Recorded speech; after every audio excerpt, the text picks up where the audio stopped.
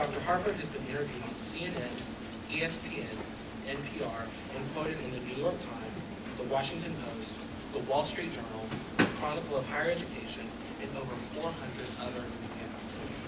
He received the 2014 American Educational Research Association Relating Research to Practice Award and the 2008 Association for the Study of Higher Education Early Career Award.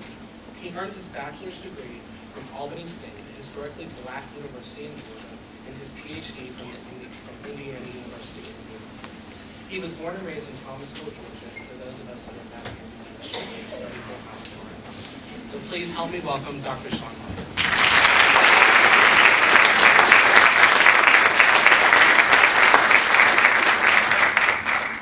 Yay, Ben. Thank you. Good morning. It's so great to see you all for a ton of really important reasons. The first of which is that I have the utmost respect and appreciation for John Dalton. So it really means a lot to me to have been invited to give a keynote at the Institute. The Institute has quite the reputation around the country, you should know. So I don't take this invitation lightly. I'm very, very grateful for it. I'm also grateful because this is for sure the closest that I've ever spoken to home. As Ben mentioned, I grew up in Thomasville. I flew in yesterday about 3 o'clock, rented a car, and drove up there to surprise my mom, who had no idea that I was giving this talk this morning. So I thank the conference organizers for allowing me to see my mom. That was really, really terrific. Also, I have quite the Florida State connection. In addition to having grown up around here, and Seminoles, in fact, being my favorite football team. You should know, by the way, I was in Pasadena in 2014 for the national championship game, which was just a once-in-a-lifetime experience. So there's all of that, right? But then also, when I was in high school, I came here to FSU for cheerleading camp. Now, I wasn't a cheerleader, but I was my school's mascot. So, you know, the cheerleaders need the mascot, right, to make the whole thing work. And we came here for a week-long cheerleading camp at FSU. I was also in the band in Thomasville, and we came here for a band camp. So I've spent a lot of time here on the campus. The last thing that I'll say about two more important things that I'll say about my Florida State connection is that I almost came here for graduate school. But I convinced myself that, going somewhere that was further than 34 miles from my birthplace was probably good for my development. And I think I was right about that, although there have been several times when I sort of thought, geez, what would it have been like to come here as a graduate student? There is a Melvine Hardee connection, for sure. She is beloved here and lots of other places around the world. NASPA presented me its Melvine Hardee Dissertation of the Year award a really long time ago, actually. So that was the first piece of professional recognition that I had ever gotten, and it just still means so much to me. I, in fact, argue that honor from NASPA catapulted my career in some really important ways, and furthermore, it further sort of cemented my relationship with FSU. I would be remiss if I didn't just take one moment to say that in addition to my respect and appreciation for John Dalton, I've been profoundly impacted by the genius that is Sandy Astin. And it's just so meaningful to me to share this experience with Sandy, to have been invited to speak alongside him. Just so much of his work on student involvement, on equity and excellence, on college student outcomes, all of it has just really affected and shaped my work in some really important ways. So Sandy, it's really lovely to see you as always. Okay, so I'm going to get started here. I thought about this talk a lot. This was not the kind of situation, and I'm sure Sandy can appreciate this. This was not the kind of situation where I could go into the vault and sort of pull out something that I had done before and sort of make it work for this occasion. Given the framing around college student values and so on, I really had to work at this and pulling together this talk this morning. I didn't pull it together this morning, don't worry. I'm a bit more prepared than that. But I think what I'm trying to say here is that this is for sure the first time that I've given this talk. And I wanted to do it from a place of authenticity.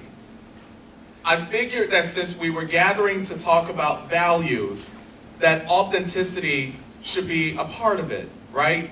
So I thought about, well, maybe I should give them something that would be instructive but yet safe, but I decided not to do that, right? I decided to bring to you a talk that, for me, is an authentic representation of how I've been thinking lately about college student values in my work. This, for sure, is the most controversial talk that I've given in my career. I haven't given it yet, but I'm about to. But it just seemed to me to be the most responsible thing to do, given that the Institute is about college student values. Okay, here it goes. I've decided to title the talk "A Racist Course of Study." And it is about how colleges and universities teach white students to devalue students of color and people of color. So the talk is for sure about values, right? It is about how college environments and the people who make up those environments shape, reinforce, and perhaps even exacerbate certain values that I think are problematic for institutions, but also problematic for our society, the society for which we are preparing college students to enter. I would imagine that others who have had the privilege and pleasure of speaking at the Dalton Institute in previous years have talked a lot about the importance of preparing students for participation in a diverse democracy and ensuring that they have values that will move forward our society, our world, and so on. In that same way, I would argue that this talk is about another set of values that colleges and universities oftentimes unintentionally, and I would even argue unknowingly, reinforce. So I want to talk for a moment about why I chose to focus on white students. As Ben mentioned in his introduction, which I'm still very grateful for, Ben, and thanks for the ride from the airport too, that was awesome. But as Ben mentioned in his introduction, I founded and currently direct the Center for the Study of Race and Equity in Education at the University of Pennsylvania. I'll tell you a bit more about the work of the center in a moment. But oftentimes the center is called to help institutions think about students of color. But I would argue that there is something to think about white students, right? So here's my rationale for the framing of around white students in this talk. The first is that while higher education is certainly remarkably more diverse now than it was even a decade ago, and will continue to become even more racially diverse, that is really promising, it's really terrific, it's great that we're expanding college opportunity for more Americans, right? And for more undocumented people who are yet to become Americans. I think that that's great.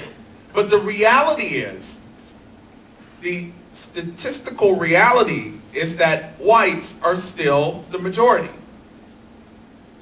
more white students earn college degrees than any other racial or ethnic group in our country. That continues to be true. Here at Florida State, you're 9% black, 17% Latino, 3% Asian American, but you're also 2/3 white, right? That's 21,468 white students. It's a lot of white people, right? So I would argue that there has to be some care for them too, right? Because FSU will send 21,000 white people into the world with FSU degrees. Climate work can't just be about students of color. It has to be about also the 21,000 white people, right?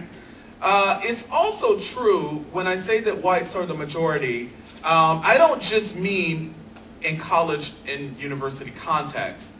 They're also the majority of governors, congresspeople, CEOs, college administrators, college faculty, college presidents, US presidents, right? So we're really talking about a cadre of people who continue to occupy a huge share of leadership positions in our country. I also picked white students here for the framing because they're often excluded from climate experiences discussions. So as I mentioned to you a moment ago, my center is often called to come to campuses and help them think about climate issues, but almost always is in response to something pertaining to students of color. So it makes me wonder, but what about their white classmates, right? The 21,000. Then there's my pal Chris. I thought about Chris as I put together this presentation on values, right? And the reinforcement of racist values. Here's the story of Chris. I was invited to give a talk at an elite liberal arts college a couple years ago. This is a place that really prides itself on being one of the finest liberal arts colleges in the nation. They asked me to come and talk about my research on race. And the audience, I would estimate, was about 95% white, and they were all students, right? So this was a talk to students.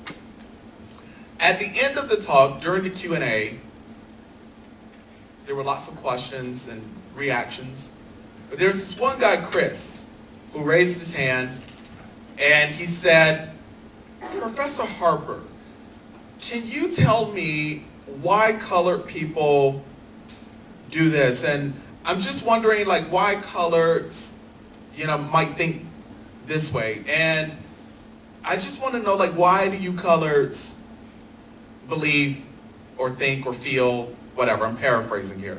But the point is that Chris, in framing his question, which was an important question, by the way, but in framing his question, he said colored 3 times. So in my response to his question, I said to Chris, as lovingly and as supportively as I possibly could, you do know that calling people of color colored is not right, right? And I saw a visible facial response from Chris. His was not a response of frustration or disengagement. He was visibly confused. In fact, to be sure, he then jumped back in and said, "Well, actually, I didn't know that it was problematic. Can you tell me why?" By the way, as you can imagine, all of his peers in the auditorium were just mortified right now, right? So then, again, as lovingly and as supportively as possible, I'm always wearing my educator hat. So I gave Chris a very succinct sort of lesson here in sort of the baggage, historical baggage attached to and associated with the term colored. And he seemed to get it, right? So here's the point. At the end of the evening, lots of students came by the podium to say very nice things to me, which I hope you will do when this is over. They were just raving about how amazing the talk was and how inspired they were, but many of them were also embarrassed. They expressed their condolences, in fact, that their peer, Chris, just seemed so ignorant. And I assured them that I didn't experience Chris as ignorant. He's a college student, right? I get it. Well, as it turns out, Chris himself actually came to the podium and he said, Professor Harper, I'm so sorry. I didn't mean to offend you. And I was like, Chris, I'm not offended. It's fine. And he said, I just didn't know, right? No one ever told me that calling people of color colored was bad. Chris then went on to explain that he grew up in an entirely white small town and that he comes from a white family and that all of his interactions with people of color had been on television. So he just didn't know, right? And I was like, Chris, dude, like it's fine. Like we're all good. So to lighten the mood, I then engaged Chris in small talk. So it's like, oh, Chris, so tell me, like, you mentioned you're from a small town. I'm from a small town. Which one are you from? Right? Just, trying to put him at ease. But here's where I became uneasy. I asked Chris, what year are you? This was March. Chris was graduating in May. Chris was literally about to go off into the world thinking that it was totally fine to call people colored. So the dissonance that it engendered for me was, well, I wonder not only just for Chris, but for all of his white classmates who were in the audience, well, what else did they not learn about race while they were at this college, right? I mean, come on, if we're talking about something as simple as, yeah, no, you don't call people colored. Well, geez, what about the more deeply substantive, more deeply ingrained stereotypes and assumptions and so on with which they entered? Did those things ever get talked about or disrupted? To be sure, let's talk about how this plays out. Anderson Cooper, AC 360, CNN weeknights 10 Eastern. There are lots of different colors for skin. I have questions for you about these pictures of different children.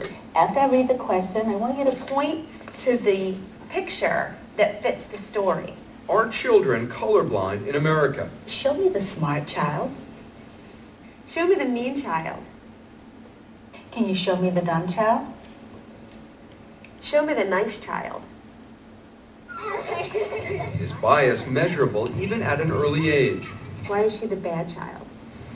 Because she's black. And why is he the ugly child? Because he looks like he's white. Why is he the dumb child? Because he has dark brown skin. Why is she the bad child? Because she makes fun of everybody else's skin color.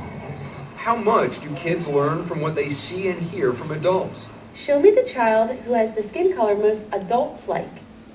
And show me the child who has a skin color most adults don't like.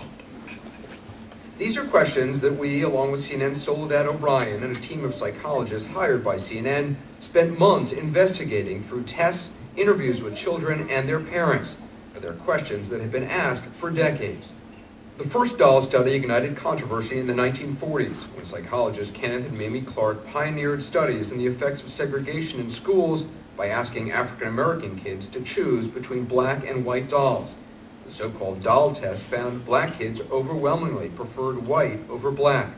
Those results were at the center of the landmark 1954 Supreme Court case, Brown versus the Board of Education, that desegregated American schools.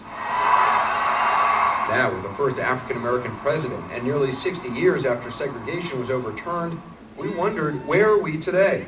How do kids see differences in race? What we discovered might shock you, but first, how we got there. Skin color, child skin color estimation. Okay, yeah. We asked renowned child psychologist and University of Chicago researcher Dr. Margaret Beal Spencer to design a pilot study for CNN and analyze the results. Our children are always near us, because we're a society. And what we put out there, kids report back. You ask the question, they'll give you the answer. Spencer's team tested more than 130 kids in 8 schools with very different racial and economic demographics. Half of the schools were in the north, half in the south. Oh, nicely done. Well, the country is much more diverse today than in the 1940s. The children in this project are from 2 age groups and 2 races, white and black. To better allow comparison to the original doll study. 4- and 5-year-old children were asked a series of questions about these images. 9- and 10-year-old children were asked questions about the same images as well as this color bar chart. The test led us to 3 major findings. First, white children as a whole responded with a high rate of what researchers call white bias, identifying the color of their own skin with positive attributes and darker skin with negative attributes. Show me the dumb child. Dumb child. Okay, why is she the dumb child? Because she has black skin. Show me the mean child. Why is he the mean child? Because she's brown. Show me the bad child. Why is he the bad child? Because she's black. Okay. Show me the ugly child. Why is he the ugly child? Because she's brown, black. Show me the child who has the skin color most adults like. And show me the child who has the skin color most adults don't like. Show me the child who has the skin color most children like. Show me the child who has the skin color most children don't like. Show me the child who has the skin color most girls want. Show me the child who has the skin color most girls don't want. The questions that got overwhelmingly white biased answers? Show me the dumb child. About 76% of the younger white children pointed to the 2 darkest skin tones. Show me the mean child. About 66% of the younger white children pointed to the 2 darkest skin tones. Show me the child who has the skin color most children don't like. Again, about 66% of the younger white children pointed to the 2 darkest skin tones. Show me the bad child. More than 59% of the older white children pointed to the 2 darkest skin tones. What you just saw was evidence of values that have been shaped within young people. No fault of their own, right? But the 4- and 5-year-olds that you just saw in the clip, they grow up to be 17 and 18-year-olds who enter colleges and universities, many of whom haven't had deeply substantive opportunities to grapple with, unpack, and critically reflect on the problematic ways that they've been socialized to think of the racial other. So it makes me wonder, what do we do in college environments to raise consciousness about these values, stereotypes, assumptions, and biases? So it really is the 4th reason why I chose to frame this around white students, right? I care deeply about all students, not just Black and Latino males, not just students of color, but I actually really care a lot about white students too. I also happen to be a higher ed nerd. So I care a lot about colleges and universities and the role that we play in preparing students for participation in a global economy and in a diverse democracy and all of these things that we say we do. Like, I actually really care about that, and I think we should do that responsibly. And lastly, I care a lot about the racial wellness of our nation. I argue in my work that our nation can't be well if it continually stratifies by race, if people who are being prepared to lead it lack racial competence and consciousness, and so on. Here's why this is important to me. Now, what I want to do here is talk with you about how I've come to understand how colleges and universities and its various stakeholders, inadvertently perhaps, teach white students to devalue people of color. These are not opinion statements. In fact, they're empirical.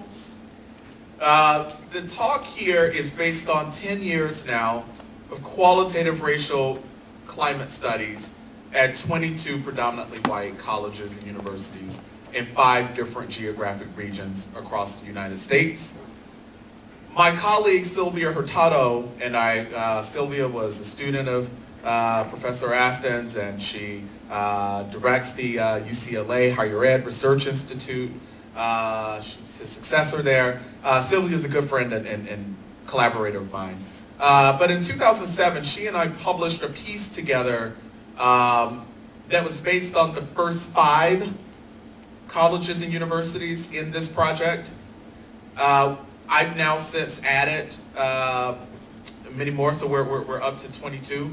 I mentioned that the Center for the Study of Race and Equity, lots of administrators from around the country call us to come and do qualitative campus racial climate studies on their campuses, and we spend usually about 3 days on the campus doing non-stop marathon focus groups with upwards of 400 students. But we always insist that we have to talk to white students too when we come. We can't just talk to students of color.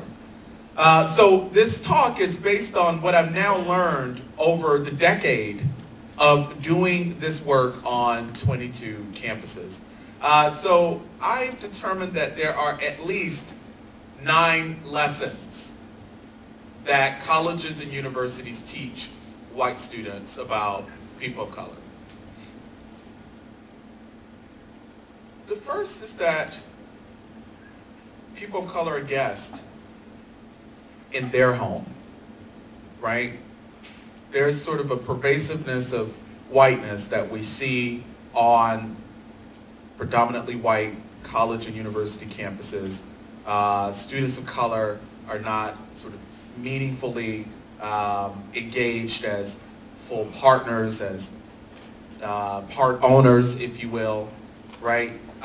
This gets reinforced architecturally.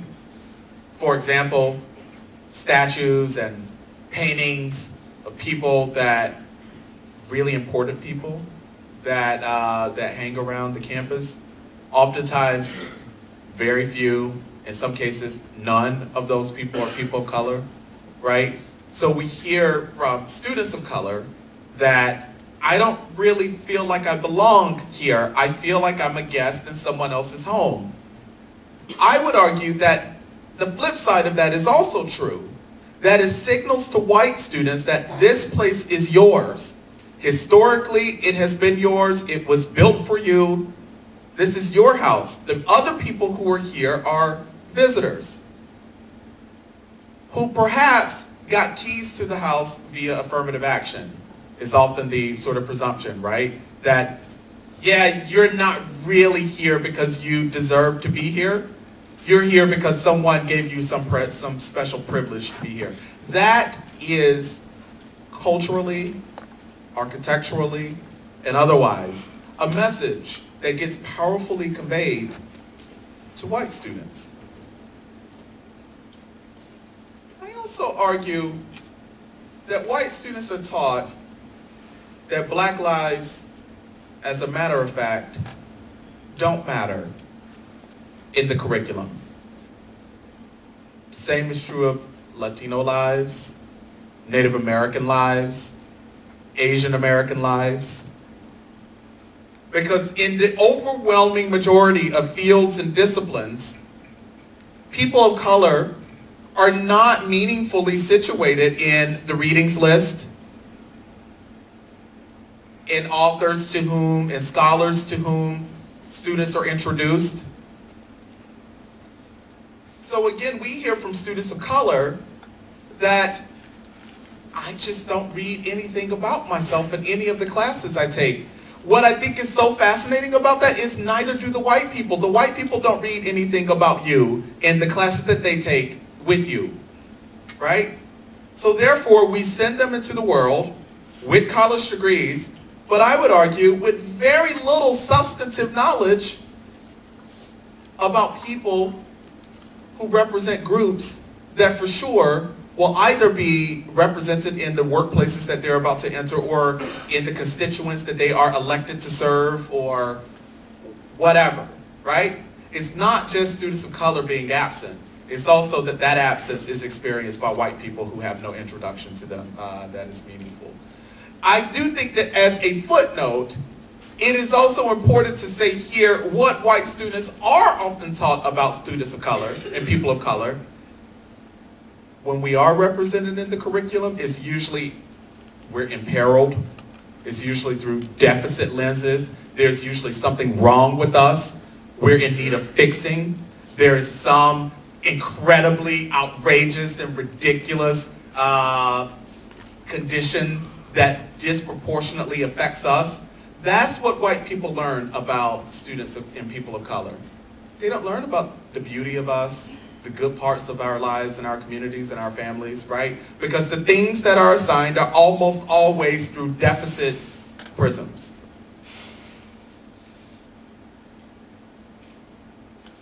Hashtag Black Lives Matter. Only in moments of crisis, though. Another lesson that white students are taught.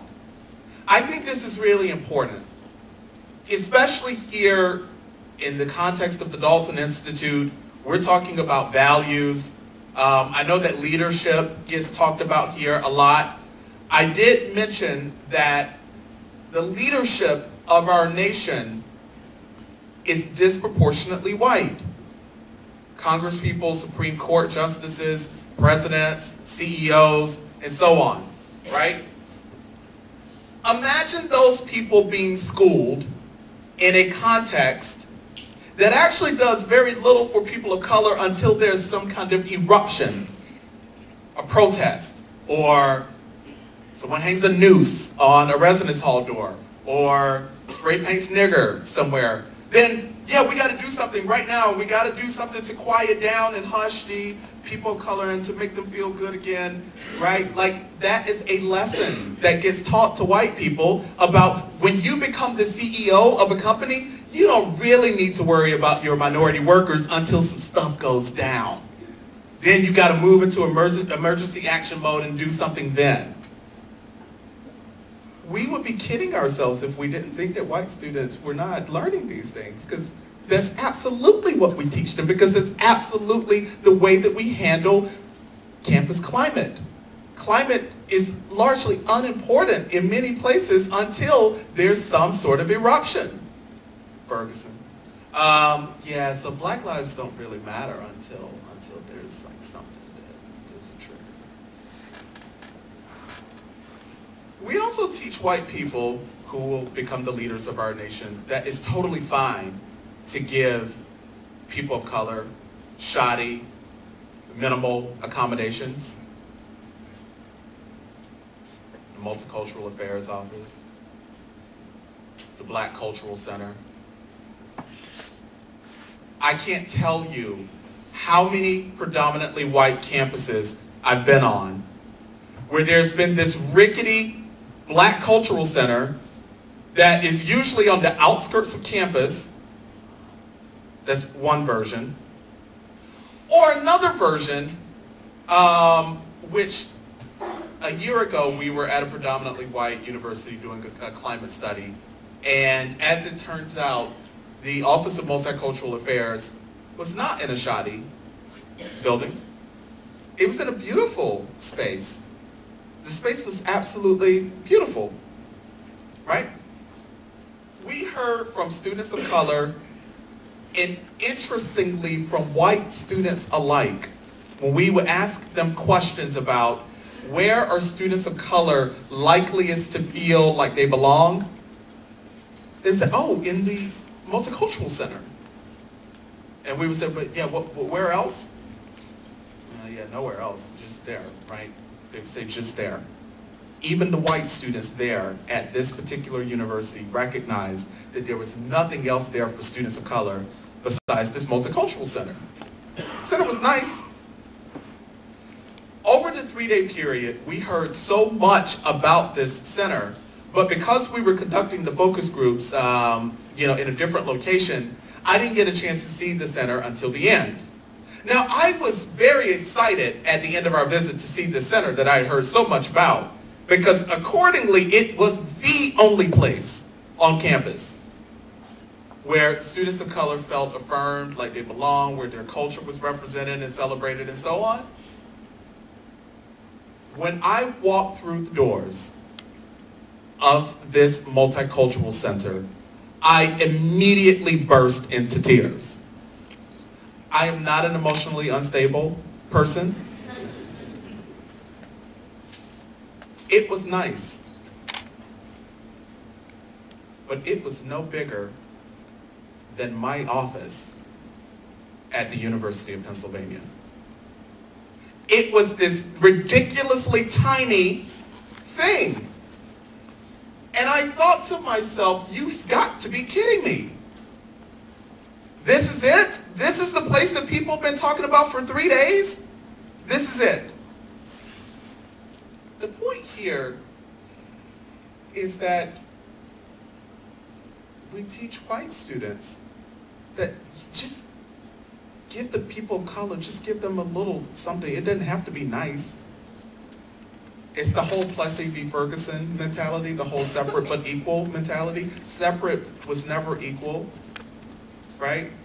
It therefore doesn't surprise me even in the least bit, like not even a little bit now, like not even a little bit, that the schools, particularly urban schools that educate incredibly large shares of Black and Latino students, well, no wonder they're so rickety and so terribly underfunded, right?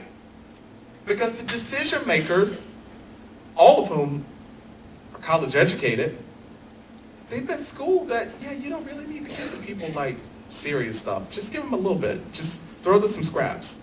They'll be okay. It's a lesson that we teach when we put the rickety Black Cultural Center on the outskirts of campus, or just have some ridiculous office with just one staff person or two maybe and a grad assistant. And that's the place where all the sense of belonging work for students of color is supposed to happen. The fifth lesson is that we teach white students that espouse values and compositional diversity are sufficient. That all you got to do is say that you're committed to it. You don't really have to be committed to it, right? We're talking about the preparation of leaders. Now, surely, over time, the leadership of our country will become more diverse. It will become more brown. But for now, it is way white, right? So we teach white people, whom we send into the world to become leaders, that, yeah, all you got to do is just say that you're committed to diversity. Just write it in your company's mission statement or in a brochure when you're running for office. Just say you're committed to it. You don't actually have to like evidence it like in ways that could be assessed and that are authentically experienced by people. Just say it. Just all you gotta do is say it, right? Now, some colleagues, 2 graduate students and I at Penn recently did an analysis of mission statements from the from 101 universities and colleges around the country. The reason we landed at 101 is that there are exactly 101 institutions that enroll 20,000 or more undergraduates. So we were interested in those large institutions, right? We wanted to understand what promises are made to students in mission statements at large universities, and we were assessing the feasibility of those promises, given that the place is so large, right? So if you have 33,000 undergraduates, what are you promising them in your mission statement? And how might you deliver on that for 33,000 people? That feels like a lot, right? So this project, well, one thing that became so clear to us is that there were all sorts of like very interesting diversity promises made in mission statements and on websites and in admissions materials about just how committed the institution was to diversity, right? These places. Yeah, right. But not if you ask lots of people of color, they would say, no, I don't experience that. Actually, if you ask a lot of white people, they would also say, I don't experience it. For example, one student in one of our climate studies at the University of Texas shared with us that he grew up on a ranch in West Texas. And much like Chris, the student I was telling you about before from the Liberal Arts College, this particular young man from the ranch in Texas also said that his community was all white. He didn't have any experiences with people of color. So, but he really wanted that, right? So we got this shiny materials, packet of materials in the mail from UT Austin that promised all sorts of things about diversity. Now this is a white kid. He said that he picked UT Austin because he was convinced from the materials that it would help him to amass the cultural competence that he was lacking and the meaningful exposure to people who were different from himself, and that was an experience that he wanted to have. Well, this guy was a junior when he participated in our study, and he was really upset, right, that he had just been sold this like thing that was just like not true, right? And that it was left to chance. It was left to him to find that diversity. And this guy said to us, I don't know how to do that. And I don't have any institutional assistance in helping me do that. So again, the point here is that we teach people that, yeah, it's okay to say that, but yeah, when you become a leader for real, like of your own organization, right? Like you don't really have to do it. All right, sixth, we teach white students that they are on top, that people of color belong in custodial, secretarial, groundskeeping, and food service roles. They're not to be vice presidents, deans, tenured faculty members, full professors, and so on. We teach white people that. Now again, the way that this typically gets talked about, and I even think about this in the same way in my own research, is let's take the Latina who shows up to a campus and literally the only Latinas that she sees on the campus are working in food service and custodial services. They're not her teachers, right?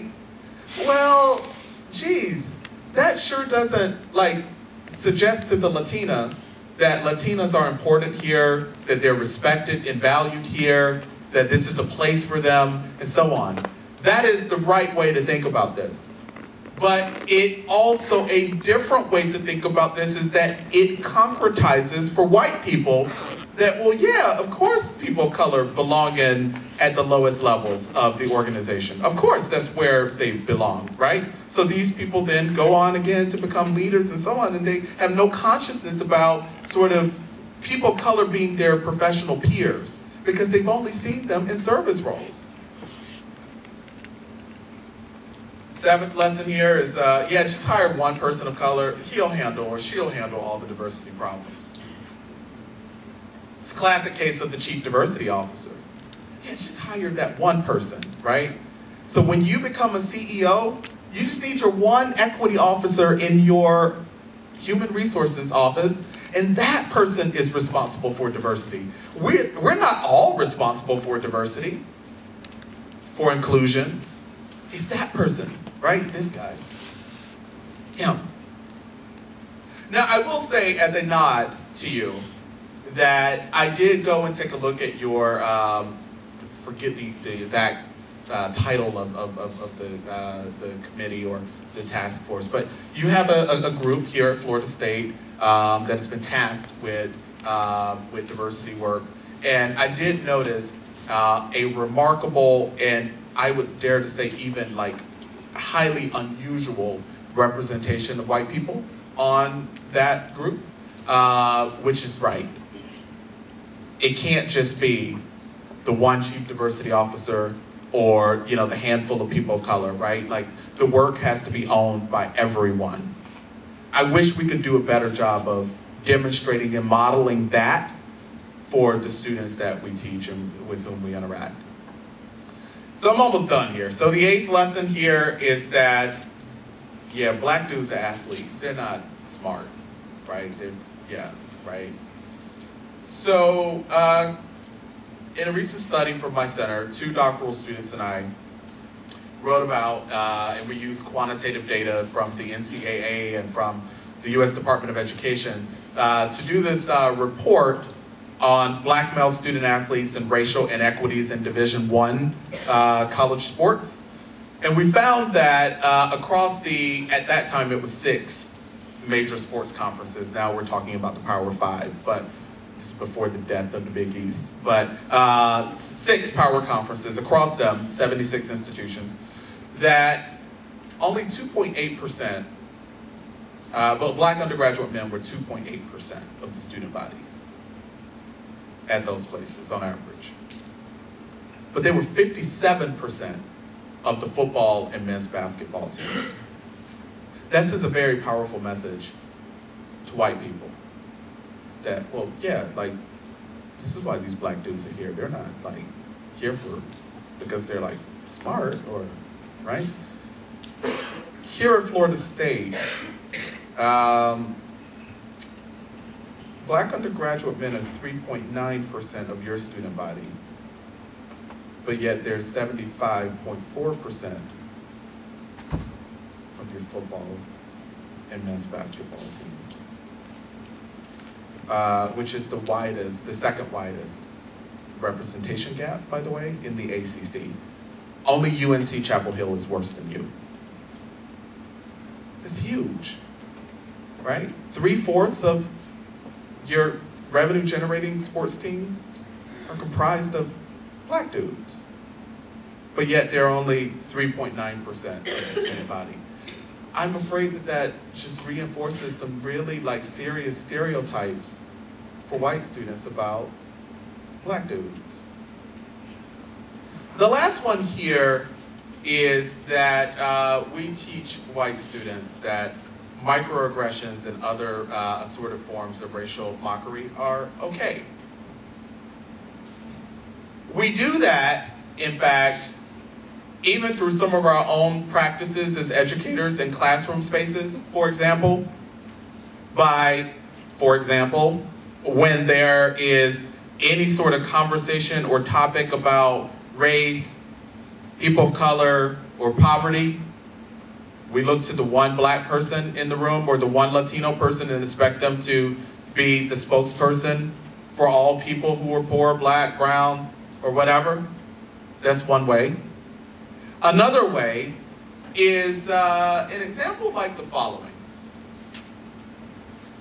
A couple years ago, I was at Michigan Tech doing the work, and the night before, I got there early, so the night before, the organizers of my event put together a dinner for me with about 25 black undergraduate men. And it was like almost all their black undergraduate men. It was an interesting dinner, great dinner. But during that dinner with these black guys, I threw out one question.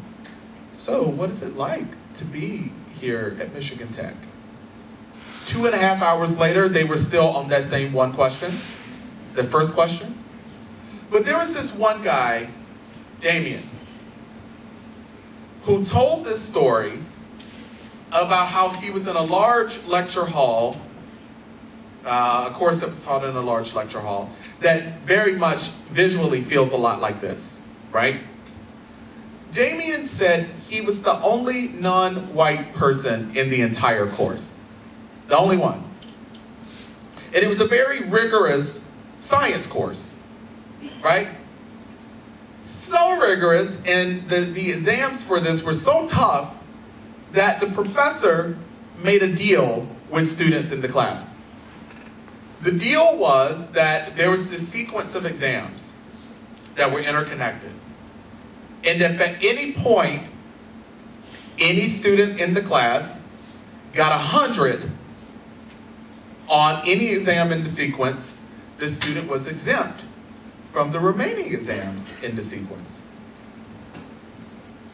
I don't give exams, but that sounds like a great deal, right? So that was the deal. So the students took the first exam in the sequence. 7 of them got 100. Now, Damien estimated that there were at least 200 students in the class, right? So 7 got 100. They got their grades from the professor the night before class. So the very next day in class, the professor stood at the podium and he said to them, 7 of you got 100. You are free to pack your things and you can leave. Well, apparently the room was set up in a way that you had to walk down the stairs of the lecture hall and you had to pass the professor to get out the door. So one by one, the 7 people who had gotten 100 filed out of the room. Well, at least 6 of them did, without any interruption. They were white. Damien was the 7th. The professor stops Damien and says, "You got 100%?" With a tone and a look of surprise. To be sure, I asked Damien, I just wanted to be sure, might you have done something, Damien, previously that had, maybe suggested to the professor that you were incapable of getting 100? And he said to me, "Professor Harper, I'm really sure that this professor didn't know my name or anybody else's name because there were 200 people in the room. It's a lecture hall, so no." The point here is that I've written about the racial injury that engendered for Damien. But it was also a demonstration for everybody else in the room. Everybody else in the room is white. That's okay. That what you just did to Damien is totally fine. And if Damien is to say that it's not fine, like, oh, he's tripping, he's like complaining, there he goes making it about race again. This wasn't even about race. That's what this professor taught 193 white people in a single lesson. We teach them that that's okay.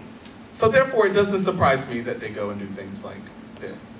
Time now for the ridiculous. So Monday was Martin Luther King Jr. Day, and at events around the country, obviously Americans paid tribute to the civil rights leader's life and his legacy, and with respect and solemnity celebrated his vision, honored his dream. There were memorials, parades, days of service. This happened, right? Well, there is. In fact, they posted pictures of the party on Instagram with hashtags like Happy MLK Day, homies, and Blackout for MLK. There's the woman with a watermelon cup. Arizona State says the university will not tolerate this kind of behavior. It suspended the Tau Kappa Epsilon fraternity while it investigates, and the school is also planning action against the individuals involved. The last time we had a story about frat bros on the ridiculous, it was about those guys who allegedly consumed boxes of wine through their posteriors with a system of rubber tubing. I think it was called Tour de Franzia. Anyway, I have to say, those guys, they're freaking Rhodes Scholars compared to these MLK Day frat bros. And that's the thing. We're just plumbing the depths of stupidity here. To me, it is terrifying that these people made it into college without learning anything about what is appropriate human behavior, and terrifying that they've got such an astounding lack of awareness and are so moronic about themselves and the world to actually post pictures of it like it's the spring semi-formal or whatever. Plus, it's just the dumbest idea I think I've ever heard of. Whatever happened to the good old-fashioned toga party? There's still that's still a frat bro thing, isn't it? Actually, you know what, scratch that. I would not want to see what this particular group of morons would do if you gave them a bunch of white sheets. Look, I get some college kids are going to do stupid things. I get this generation of college kids seems determined to document it all online, where to live forever, a permanent testament to shameless idiocy. Perhaps that fact is punishment enough, though, on the ridiculous. So I'm a bit more forgiving than is Anderson Cooper. Because these people that he's talking about, they're our students. I think he said that it was terrifying that these kids got into college and that they didn't know. What I think is more terrifying is that they literally can leave college without ever having these kinds of things disrupted, and that we will send them in the world to become leaders with values that are problematic. So we are out of time here. I'm just going to say that I'm writing a piece for the journal that Professor Dalton and Pam Crosby edit.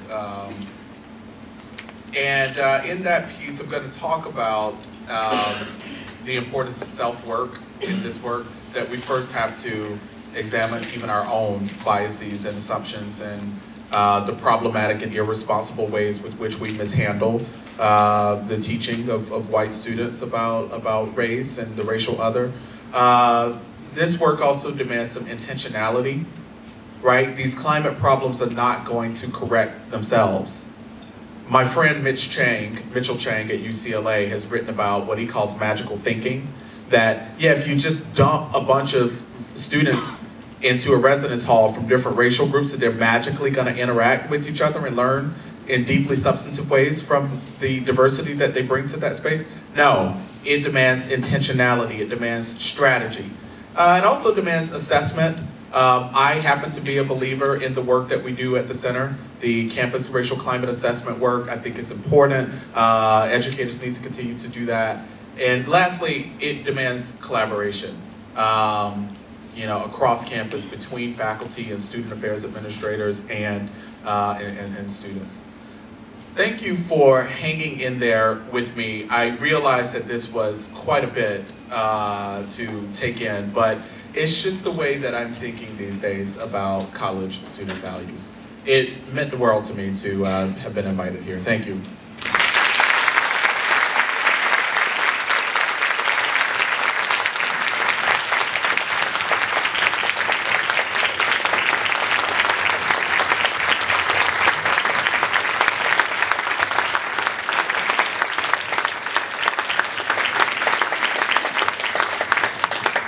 For the Dalton Institute, could we please give one more round of applause?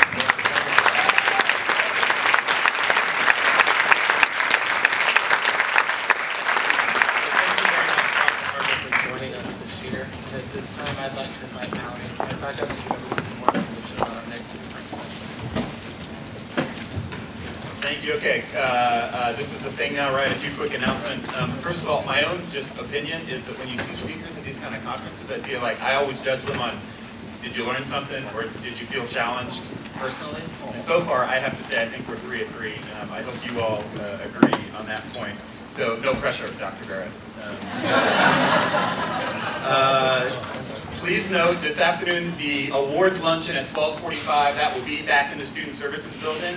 We'll be recognizing our 2 annual award winners, and they both will be presenting this morning during 2 of the concurrent sessions, so check that out in your schedules. And just remember also, anybody who did make it in late, I think most of you were in before the keynote last night, but just remember all the volunteers have these lanyards, so look us up if you need anything. Next couple of announcements. Don't forget to sign up for the networking hour, campus tours, and any dinners that you want to attend tonight. Those sign-ups will be in the SSB. Dr. Barrett's keynote will be later this afternoon at 3:15, so everyone make sure it will be back in the SSB. And dinner's on your own tonight. Don't forget about the cocktail hour that the DoubleTree will be hosting from 6 to 7, and then hosted dinners will leave from 6:45 at the DoubleTree. Next thing, remember to connect with us on Facebook and Twitter. As many of you saw last night, we gave out a book from one of our keynotes. We will be giving away 2 more books throughout the day, so make sure you are checking out our Facebook and our Twitter. And then have a great morning. Let's all get to our next session.